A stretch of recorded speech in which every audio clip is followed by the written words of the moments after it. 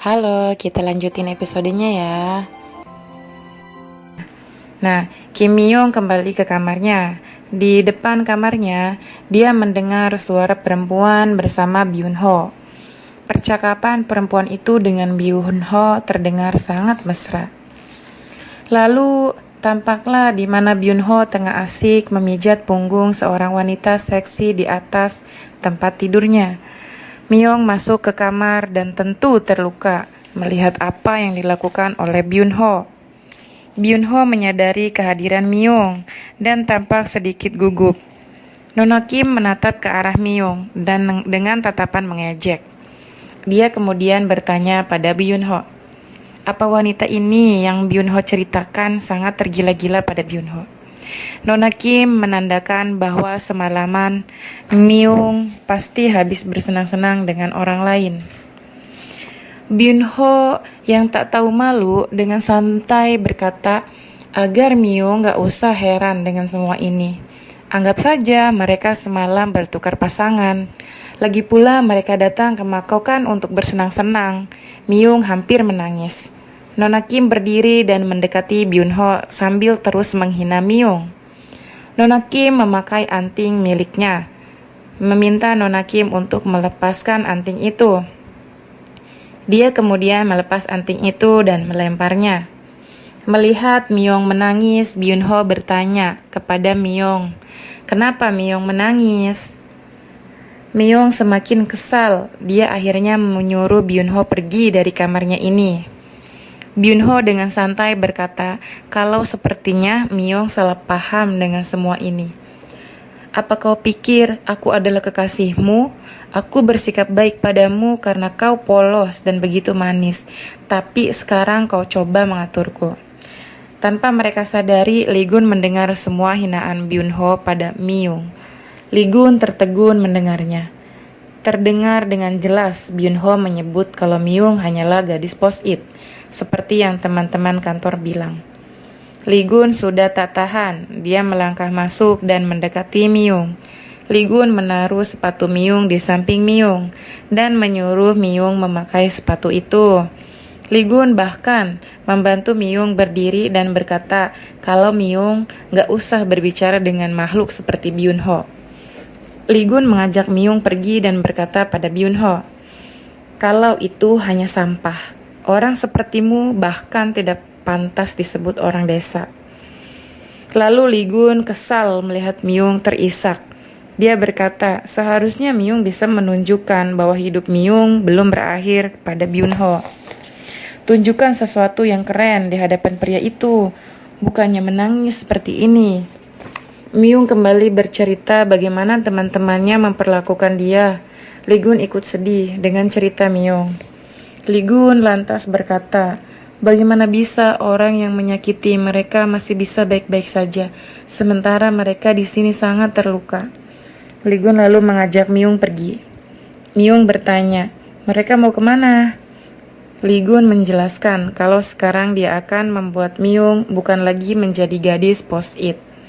Akan dia tunjukkan pada lelaki itu betapa hebatnya Myung. Myung diajak ke salon untuk di makeover. Staf di salon bergegas melaksanakan perintah Lee Gun. Dan kini, Myung pun sudah siap dibawa ke hadapan Lee Gun. Lee Gun yang menyadari kehadiran kedua pria jadi-jadian itu langsung berdiri dan menoleh ke arah mereka. Kedua staf salon tersebut berkata kalau mereka sudah menciptakan mahakarya yang luar biasa. Myung yang sudah bersiap melangkah ke arah Gun, dia memakai gaun perak dan berjalan malu-malu. Lee Gun terpana melihat kecantikan Myung. Dia bahkan terdiam beberapa saat menikmati kecantikan wajah Myung. Kini Lee Gun dan Myung sudah tampil bak pasangan serasi yang tampan dan cantik. Lee Gun meminta Myung untuk percaya diri. Lee Gun kemudian mengambil tangan Myung dan melingkarkan di tangannya. Lee Gun datang ke klub kasino karena dia yakin Byun Ho ada di sini. Byun Ho yang tak sengaja mendapati Myung begitu takjub melihat kecantikan wajah Myung dan penampilan Myung yang sangat berbeda. Lee Gun yang tahu di meja mana Byun Ho bermain langsung ikut bergabung di sana. Myung mencoba bersikap biasa saja dan duduk di kursi yang sudah disiapkan Lee Gun untuknya. Lee Gun, dia bermain dengan sangat santai, seolah yakin jika nanti dialah yang akan menang. Lee Gun mengikuti alur permainan Byun Ho. Lee Gun santai saja mengikuti apa yang Byun Ho mau. Benar saja, Byun Ho menang dan berasa sangat senang. Permainan di meja kasino masih berlangsung, dan Byun Ho masih mendapatkan keberuntungannya. Tapi saat ini tiba-tiba saja Lee Gun mempertaruhkan semua chip yang dia miliki. Dia hanya menunggu saat di mana dia akan menang. Dan ketika saat itu tiba, maka dia pastikan kekalahan yang sangat menyakitkanlah yang akan Byun Ho terima. Lee Gun tertawa dan memberitahu Byun Ho kalau ada 3 hal yang diperlukan penjudi untuk menang. Pertama adalah kesabaran untuk menunggu giliran. Kedua, tekad bermain sampai titik penghabisan. Dan yang terakhir akan kukatakan nanti setelah kau menjadi sangat putus asa.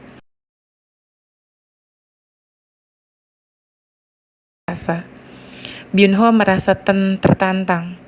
Dia kemudian menjawab kalau dia pastikan dia nggak akan mendengarkan yang ketiga, karena dia nggak akan mencapai titik putus asa itu. Byun Ho pun mengikuti alur permainan Lee Gun dengan mempertaruhkan semua chip miliknya. Lee Gun tampak puas melihat hal tersebut. Lee Gun sedang bersiap membuka satu kartu miliknya yang tersisa.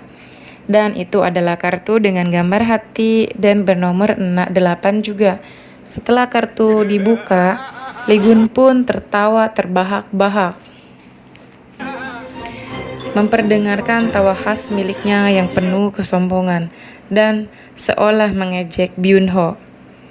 Myung masih nggak mengerti sampai Lee Gun menjelaskan kalau dialah yang menang. Nah, Myung berteriak senang dan memeluk Lee Gun. Nah, Nona Kim pun memilih pergi dan meninggalkan Byun Ho. Lee Gun dengan senyum kemenangan mendekati Byun Ho, lalu berkata, tentang hal ketiga yang dibutuhkan penjudi adalah kemampuan untuk mengenali Dewi Keberuntungan. Myung jadi bersalah dan meminta maaf pada Lee Gun. Sepertinya karena dialah lamaran Lee Gun menjadi gagal. Lee Gun tertawa dan menjelaskan kalau ini bukanlah salah Myung. Myung kemudian teringat pada kakak iparnya dan Presdirtak. Dia pun meminta pada Lee Gun untuk memaafkan kedua pria itu. Dia tahu apa yang dilakukan keduanya adalah salah.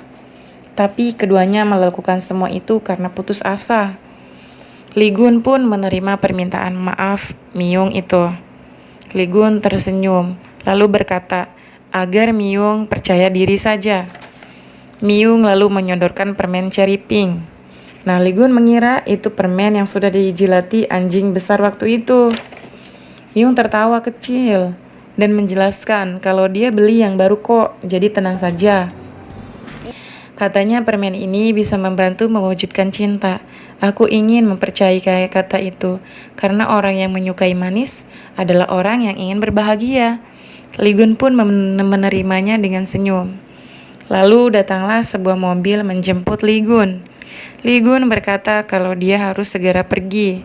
Myung mengangguk, tanda mengerti. Ketika baru berjalan beberapa langkah, Myung berbalik dan berkata pada Myung, mengenai kejadian kemarin lupakan saja. Myung tersenyum dan mengangguk, tanda dia setuju untuk melupakan kejadian kemarin itu. Lee Gun hanya tersenyum. Lee Gun masuk ke mobilnya dan menatap permen cherry pink yang diberikan Myung tadi. Sementara itu, Myung masih di tempatnya berdiri, juga tampak mengingat semua yang terjadi hari ini, termasuk tentang Lee Gun. Dia nampak lega karena sepertinya semua akan kembali berjalan normal, padahal dia nggak tahu kejadian besar akan